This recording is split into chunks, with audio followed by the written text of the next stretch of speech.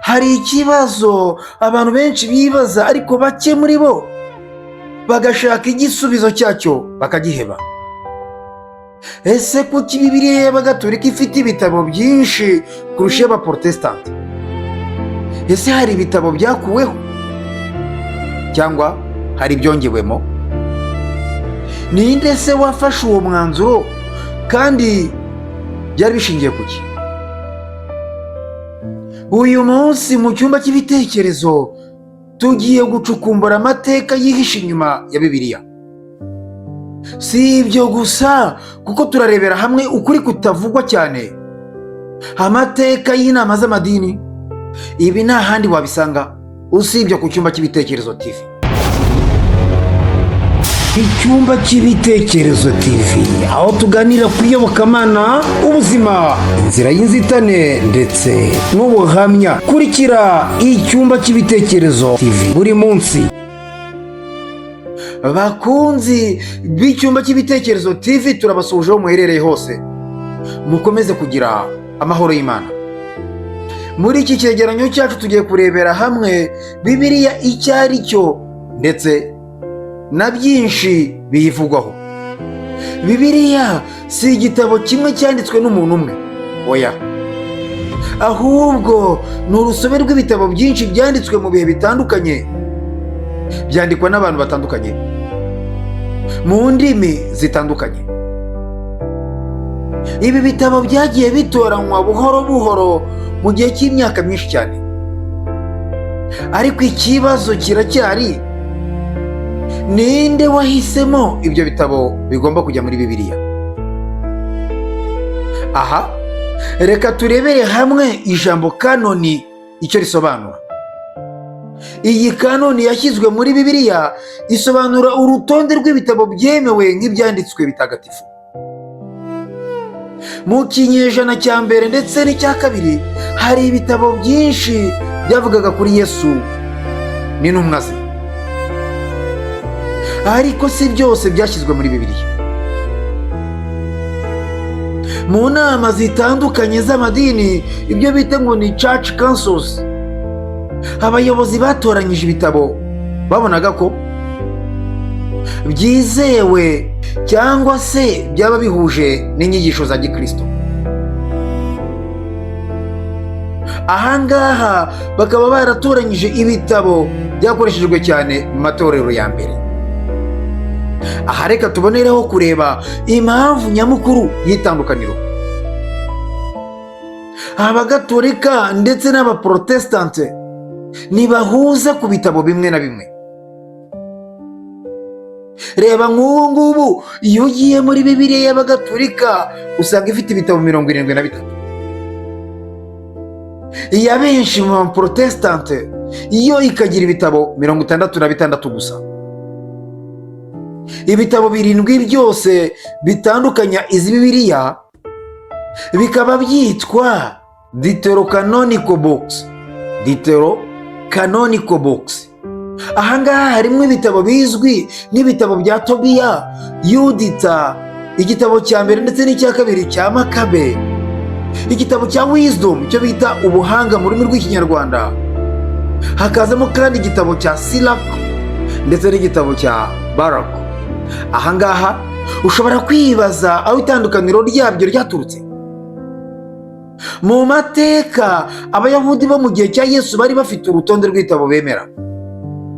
Ibi bitabo rero nibyo bitaga Hebrew Bible. Ibi bitabo ntibyashyizemo bya bindi 7, ariko hari n'indi verisiyo y'icyo gihe yitwaga Septuagint.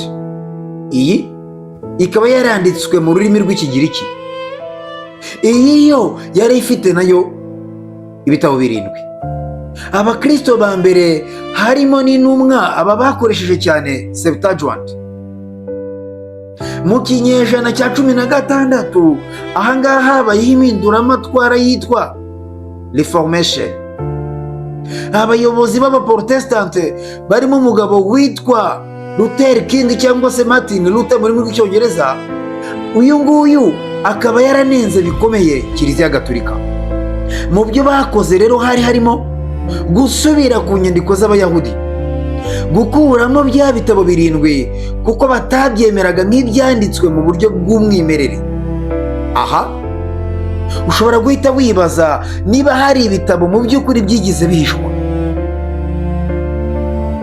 Ariko reka nkomeze nkubwira ko hari n'ibindi bitabo byinshi bitigeze byemerwa na bose. Ahangaha hakaba harimo igitabo cyitwa Gospel of Thomas, hakaza kandi ikindi cyitwa Gospel of Mary, hakaza na Book of Enoch. Ibi byose byashyizwe mu bitabo byitwa ubutumwa bwiza, ariko nubwo byagiye bishyirwamo, iyo uvuze ngo Gospel of Thomas uba ushaka kuvuga ko ari ubutumwa bwiza bwa Thomas cyangwa se ubutumwa bwiza bwa Mariya ndetse n'ibitabo bya Enoke. Ibi bitabo byose nta hantu ushobora gupfa kubibona kubera ko byakuwemo, birabikwa ndetse biranahishwa bikomeye. Ibi bitabo bimwe muri byo byafatwaga nk'ibitarigize byizerwa namba, cyangwa bigafatwa nk'ibitajyanye n'inyigisho z'itorero rya mbere. Ariko hakaba hari abantu bavuga ko ibi bitabo byagiye birushaho gushyira ukuri hanze, kwatumye abantu benshi bamenya amateka ya Yesu kurushaho. Reka rero hano dukomeze turebera hamwe icyo bitwigisha. Ibi byose bitwereka ko Bibiliya ifite amateka maremare yo gutoranywa, ikagira ibyemezo byafashwe n'abantu mu bihe bitandukanye. Amadini atandukanye akaba afite uko asobanura ibyo byanditswe. Ariko nanone iby'ingenzi mu nyigisho za Gikristo ni urukundo, imbabazi, kwizera. Kandi tukababwira ko ibi byose tumaze kubabwira haruguru bisa neza n'ibyo mu madini yose yigisha. Aha rero umwanzuro ukomeye muri ibi byose ni ukwibaza ngo none se Bibiliya yawe niyo yuzuye kurusha izindi zose zabayeho, cyangwa se ukuri nyako kurenza ibyo twashyizwemo ni ukuhe? Birashoboka cyane ko ikibazo kitari mu mubare w'ibitabo, ahubwo kiri mu buryo dusobanukirwa ubutumwa bwabyo.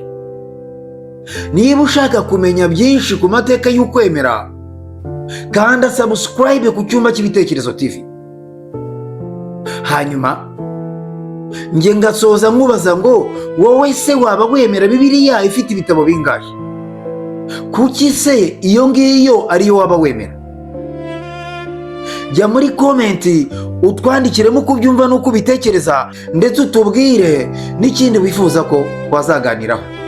Ndabashimiye mwebwe mwese mufata umwanya wanyu mu kumva Icyumba cy'Ibitekerezo TV. Njye ndi Emmanuel Nshimiyimana, umugaragu w'Imana ndetse n'abantu. Mukomeze kugubwa neza.